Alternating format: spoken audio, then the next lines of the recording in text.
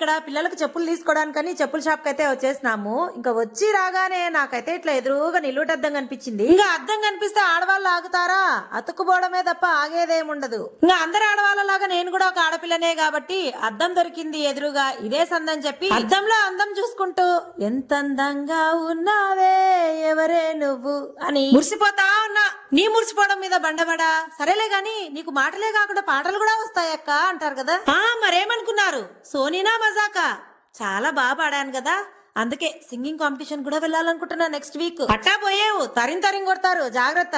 అబ్బే తమాషాకులేండి, just joke. మా బుడతలిద్దరికి చెప్పుల షాప్ కి వచ్చినామంటే యాళ్ళేని ఉత్సాహం ఉరకలేస్తది ఒంట్లో. మా వాడు జానా చిట్ట లేడు, అప్పుడే మా మాట వినకుండా అవి కావాలి ఇవి కావాలి అంటున్నాడు. రే అవి బాలేవురా ఇవి తీసుకో అంట.